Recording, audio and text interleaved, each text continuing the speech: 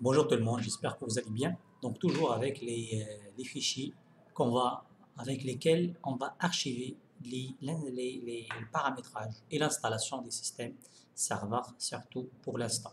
Alors donc on va voir comment installer un serveur 2016 serveur au serveur 2016. On va passer directement à la pratique.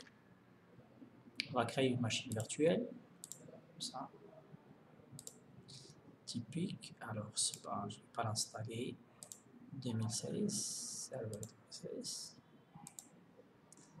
Parcours. Moi, j'organise. Je recommande de travailler comme ça. Si vous avez une partition, vous pouvez le mettre ici. Alors, nouveau dossier. Win 2K 16.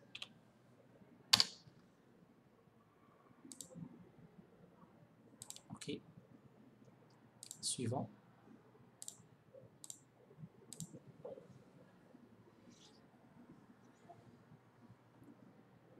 Alors, je vais pointer sur les OU de Windows Server 2012.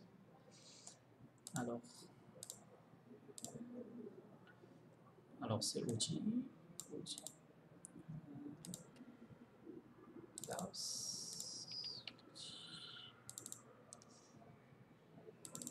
C'est 2016.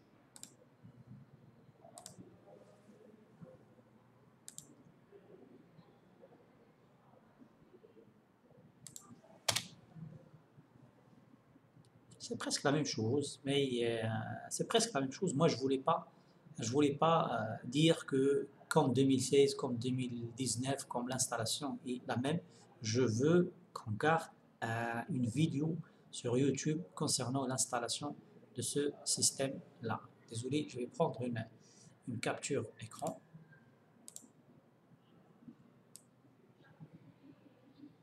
Qui montre 2016. OK. Suivant, installer. Vraiment, c'est l'assistant de Windows 7. C'est presque la même chose. Mais quand même, on veut archiver. Bien sûr, il y a des gens qui... Bon, on est en 2022.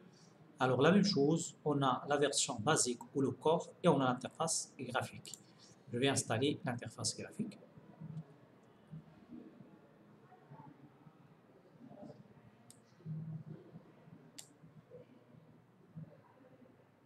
Alors, bien sûr, vous pouvez choisir juste l'interface sans interface graphique, mais vous allez installer les services, etc. avec le PowerShell.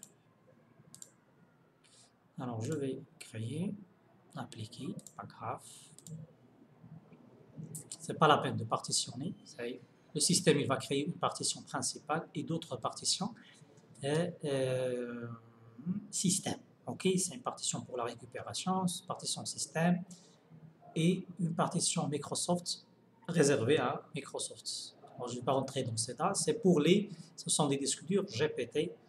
C'est pour la compatibilité avec l'UFI, pas les BIOS, mais les systèmes UFI, comme la nouvelle génération des BIOS. Alors, je lance l'installation.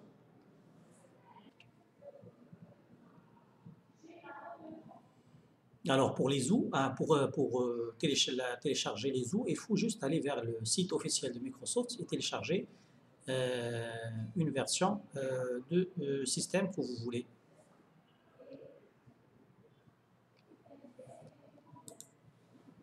On va redémarrer.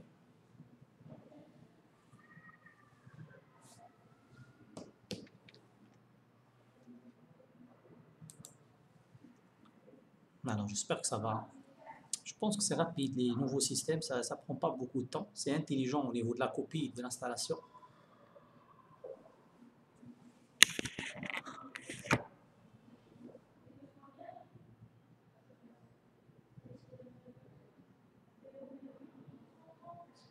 Même l'assistant, il est réduit. Il n'y a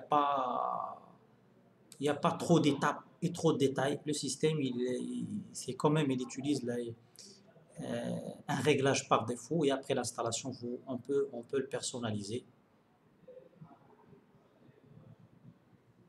C'est pas comme les anciens assistants. Donc, les anciens assistants, ils demandent des détails au moment de l'installation. Type de licence, la langue, la région, etc. Ça, c'est... Alors, préparation, je pense qu'il va terminer.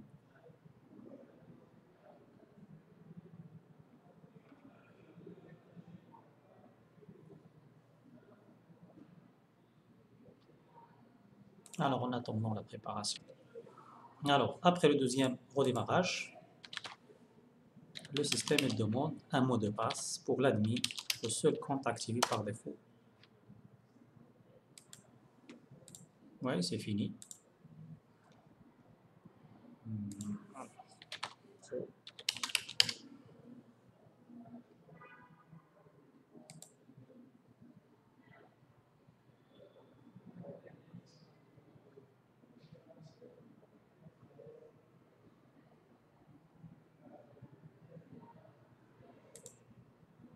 C'est installé, c'est comme Windows 10. On peut personnaliser. Thème.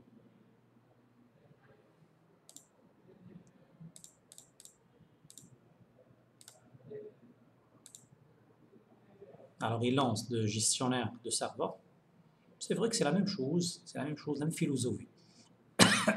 Désolé. Et ça, vraiment, ce qui est très important. Quand on met une très bonne architecture, une très bonne conception, on va juste la mettre à jour. Ben, et ça pas à chaque fois, on va...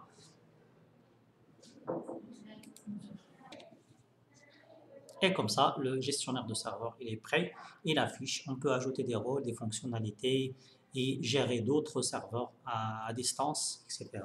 Il y a pas mal, connecter ce serveur au service cloud, il y a pas mal d'options à partir même 2016. Alors ça, ce que je veux partager avec vous, en ce qui concerne l'installation de ce système d'exploitation, c'est pour l'archive. C'est vrai que c'est quelqu'un cherche comment installer un serveur 2016, il peut trouver cette vidéo, c'est long. Donc, nous, on a décidé d'archiver tout et on regrette pourquoi on n'a pas commencé l'enregistrement depuis des années et des années. Ok? Allez, à la prochaine, Inch'Allah.